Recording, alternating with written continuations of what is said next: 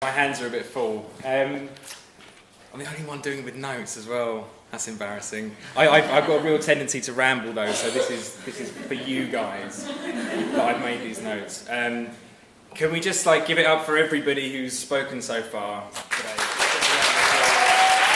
And for the organisers as well, amazing event. Very happy to be here. So my name's Jake, and I want to talk about kindness. So 3 years ago, I set off an adventure that completely changed how I view people. Following a period of severe depression that had left me too ill to work, I rediscovered the healing power of nature and decided to spend some time in it, which ended up being about 13 months. Leaving from the Palace Pier in June 2016, I circumnavigated the entire British mainland, visiting every national park in England, Wales and Scotland on foot. That's me at the end of the South West Coast Path, which is a 630-mile national trail, the longest in Britain. Little applause there.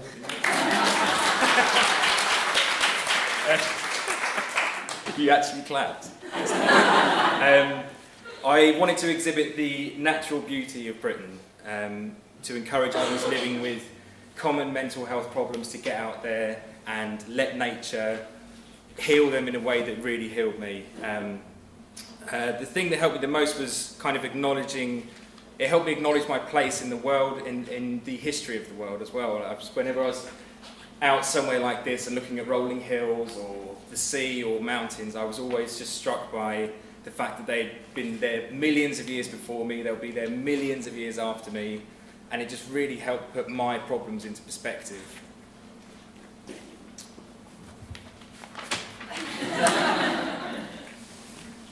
So for just over a year I spent every night living in a tent, so I'd wake up every morning, pack it all up, walk anywhere between 10 and 30 miles and set up again, fall asleep and go again. All the way from Brighton to Wales and into the Scottish Highlands. This is the Great Glen Way that hugs Loch Ness, and that's about 4 miles south of Inverness. So after reaching John O'Groats and having to turn around and start heading back, which was basically not the only one, but the most Forrest Gump moment I had, where I just ran out of land and had to turn around. You're all thinking it. You're all thinking Forrest Gump.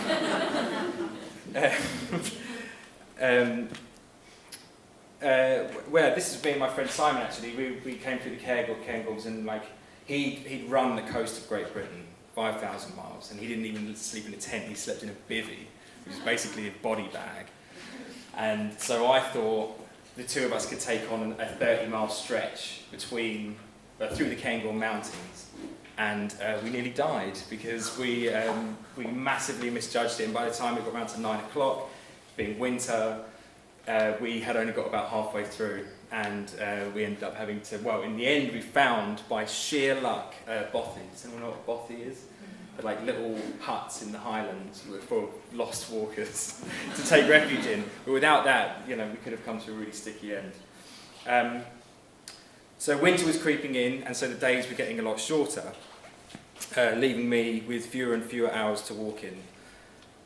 So I had to maintain the same mileage, obviously, to get home in time, but I only had a few hours in the day to do it, so I had to pick up the pace. And the only way I could think to do that was to run. So when I got through the Cairngorms and I got back to Edinburgh, I sent my pack home with my tent, my sleeping bag, all my clothes, everything. And in just a little bag, I just had a spare pair of clothes, my phone charger, and that was about it, I think. And decided to run from Edinburgh to Brighton, which I did in 6 weeks.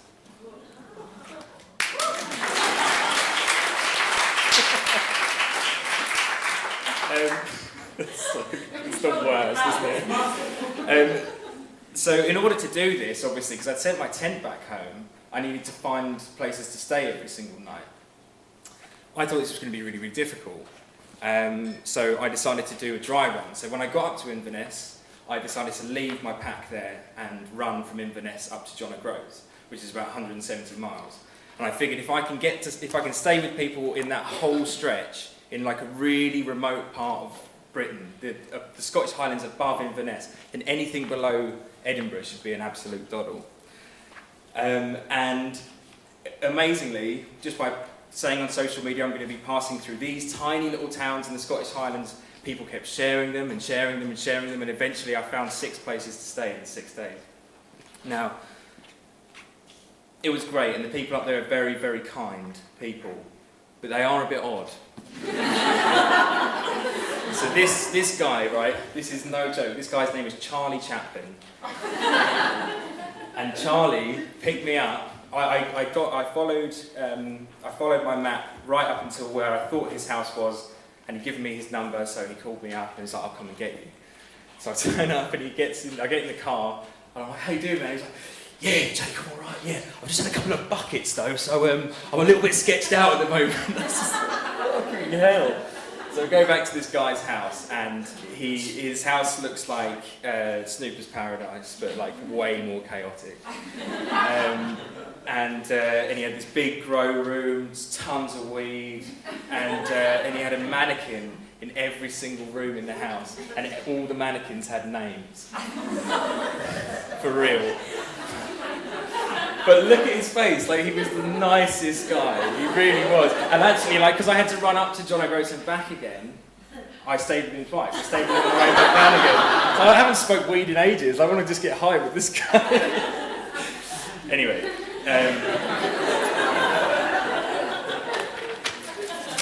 So I started running from south from Edinburgh, and every night a stranger picked me up.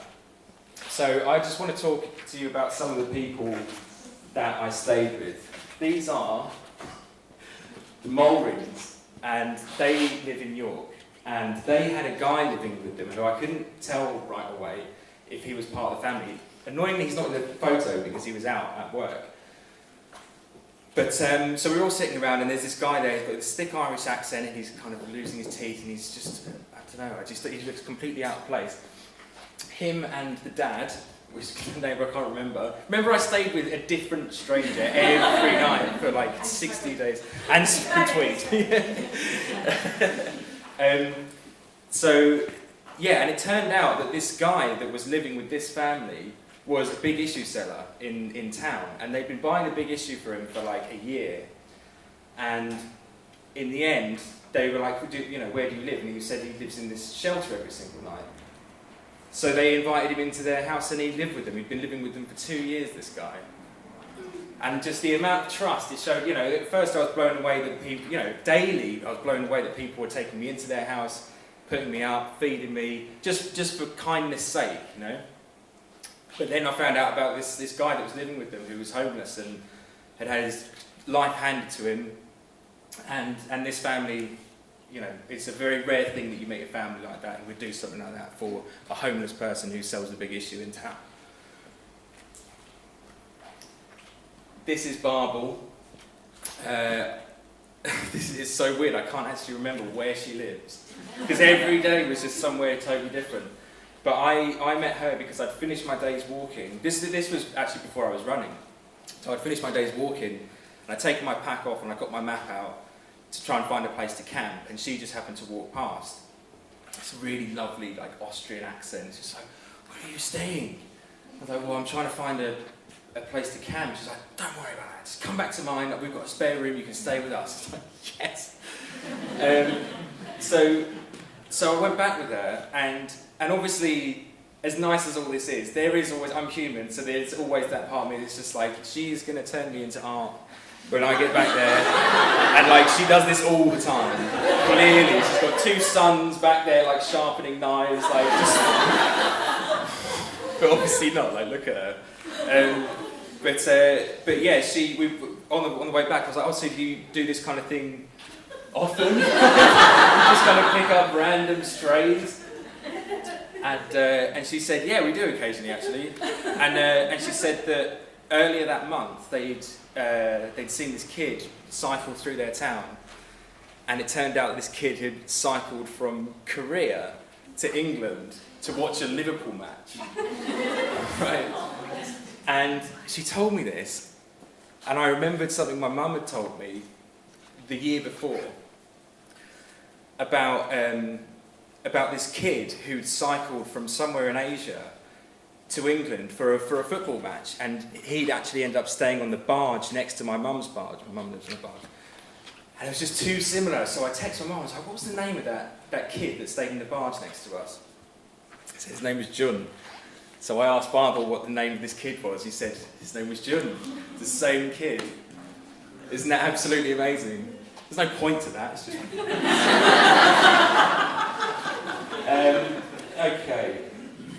So, as I was running, I kind of started thinking about all the other times when people had kind of shown me kindness for kindness' sake, because it was a daily thing now, and it was so obvious. You know, people were putting me up, feeding me in the morning, and you know, at night, I could really reflect on the whole trip and just, you know, pick out moments that I thought were really, just really kind of amazing moments.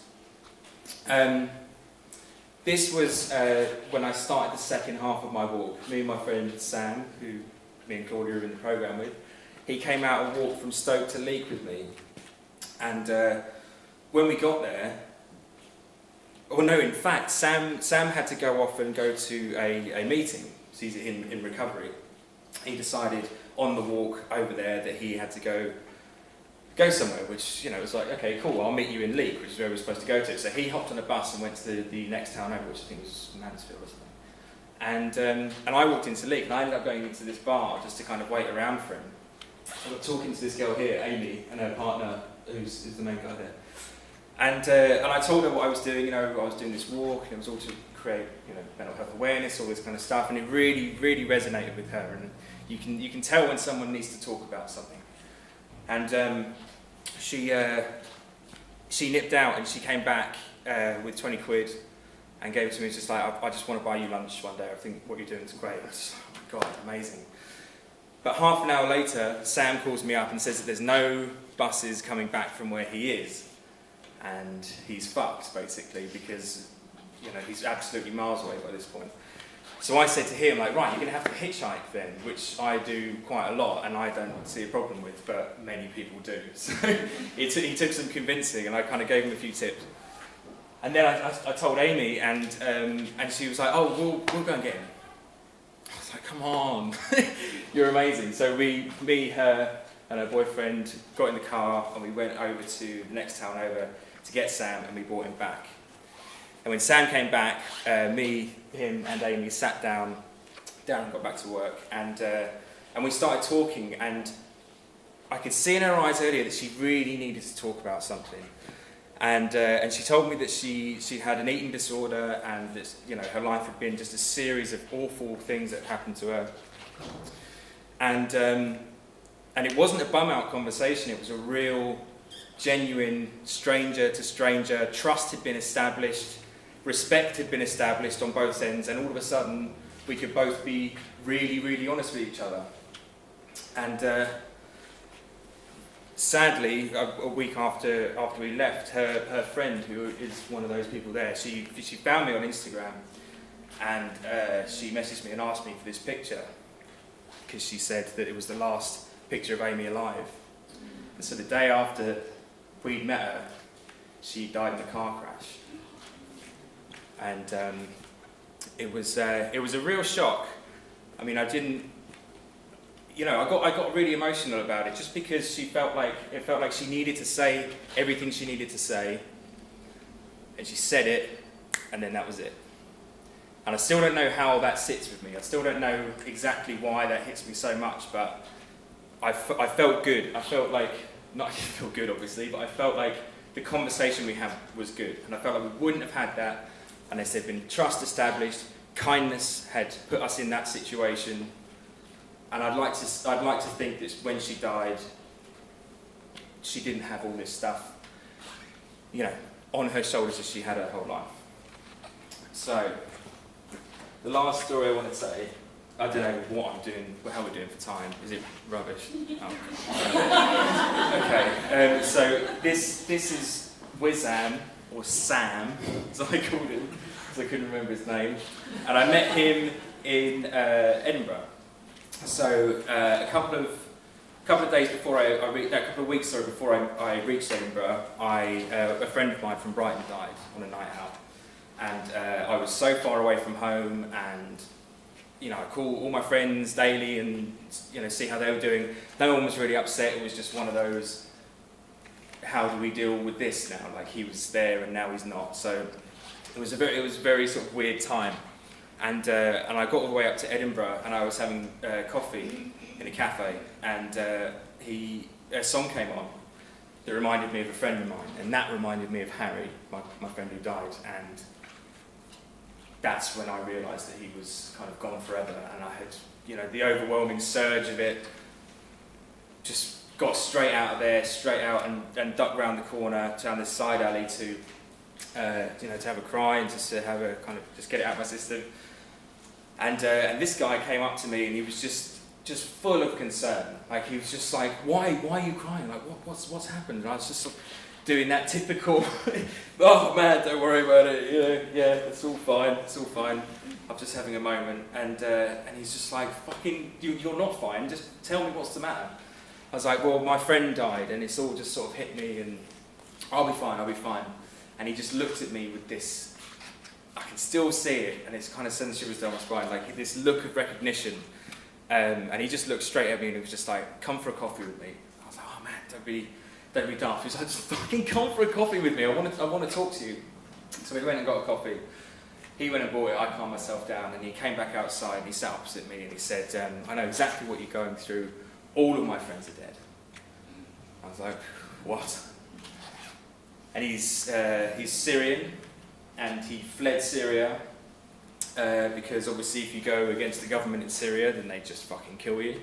And him and his friends didn't want to be under the regime of the government, I guess. And he was one of the lucky ones. He claims, he's got this stab mark on the top of his shoulder. Almost didn't make it, but all of his friends died, and he managed to get out of Syria, and he hopped on a boat from Syria to Turkey, and then another one from Turkey to Greece, and then he walked from Greece to Calais, and then he bumped over into Britain and walked from Dover all the way up to Edinburgh, because his uncle lives there, and it's the only person he knew that was still alive. And I didn't know what to do with this information, because there was just, I don't believe in fate or anything like that, but it's really hard not to think that, I'd walked from Brighton all the way up to Edinburgh, and he'd walked there as well, and in that moment we both needed each other. I needed someone, to comfort me, and he needed someone to tell me his story, and I sat there and I listened for about an hour and a half to him tell this story, and it's not what you hear in the fucking news, believe me. When you actually sit opposite someone who's been through the worst, it stays with you. So, his name's Wissam, by the way. So, I don't need to dissect these stories and explain why, how we can learn from them, because they speak for themselves. But I noticed a few things in general about kindness after a year wandering the UK, encountering strangers. The thing I noticed that made me really change how I feel about people was how many people I stayed with whose views they didn't align with mine. I feel like when we want to right wrong attitudes, we get too sort of focused on the person rather than what they're saying on anything. It could be immigration or identity or whatever. An ignorant view in some people's eyes comes from somewhere real for other people. And when I stayed with these strangers, trust was established, as I said, followed by mutual respect, which then opened the door to real, insightful, interesting and vital discourse. And these are the things that I took away that I now know about kindness. So many different gadgets, sorry. Okay. Kindness isn't something to be flaunted. It isn't something you have the right to force others to be. You can't ask or tell people to be friendlier or more compassionate or forward-thinking. Kindness isn't laughing and ganging up on people who don't share your viewpoint, no matter how compassionate it is. Kindness is being honest about yourself in the hope that it might help someone else. You find common ground, establish trust and rapport and connection, and then you can introduce new ideas. If you want compassionate societal changes, you must first be an example of the type of tolerant understanding that you wish from other people. Having an opinion on something isn't always a phobia. Kindness isn't being a pushover. Kindness is the answer. Thank you.